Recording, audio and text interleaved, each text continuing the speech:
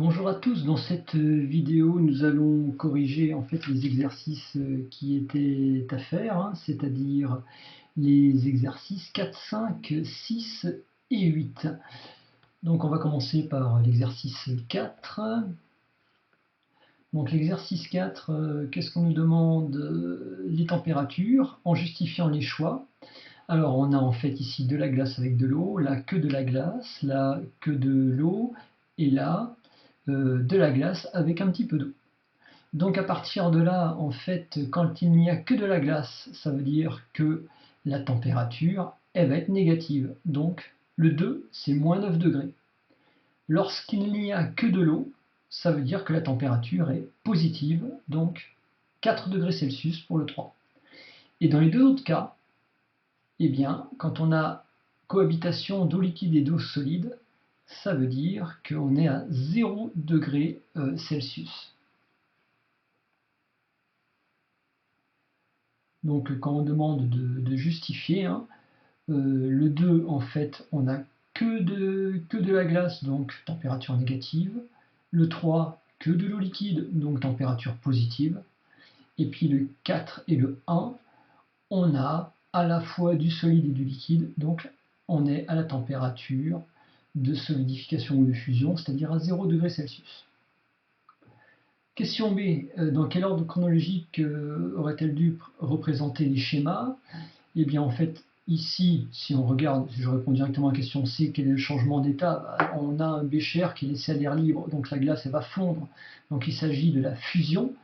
Donc normalement, le numéro 2 devait être en premier, ensuite une partie de la glace a fondu, le numéro 4, après il reste quasiment plus de glace, le numéro 1, et à la fin, le 3. Donc 2, 4, 1 et 3. L'exercice 5 maintenant. Alors, quelle courbe est associée à l'ébullition de l'eau? Justifie ta réponse. Eh bien, vous devez savoir que la température d'ébullition de l'eau est de 100 degrés Celsius. Donc, le 100 degrés Celsius est là. On a ici un palier à 100 degrés Celsius. Donc, il s'agit de la courbe petit a qui est associée à l'ébullition de l'eau. Donc, car on a un palier de température à 100 degrés Celsius. Petit b, Meryl sait que la température d'ébullition de l'alcool est inférieure à celle du cyclohexane. À quel corps correspondent les deux courbes restantes? Donc on a l'alcool et le cyclohexane. Donc la température d'ébullition de l'alcool est inférieure, donc ça va être le petit c. Et pour le cyclohexane, ça va être le petit b.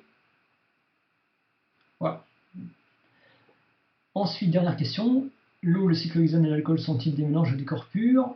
En fait, ici, dans les trois cas, on a un palier de température lors de l'ébullition. Donc, le cyclohexane, l'eau et l'alcool sont des corps purs. On a un palier de température lors du changement d'état. Voilà.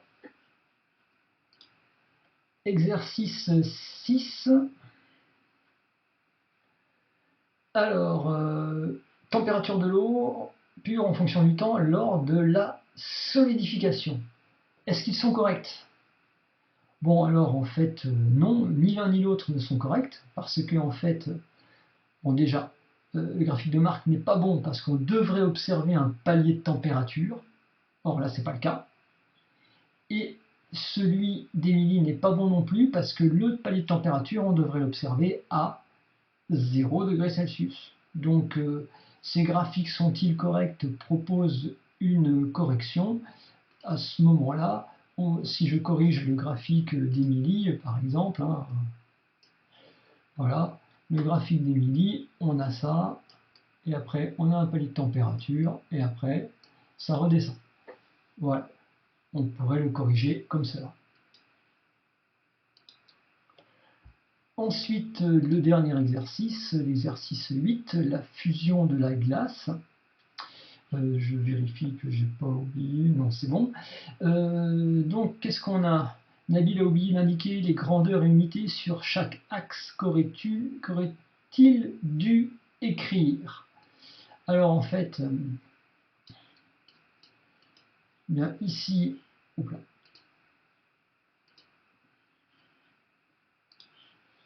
donc si on a ce graphique-là, eh bien, au niveau de l'axe des ordonnées, il aurait dû écrire la température. Hein.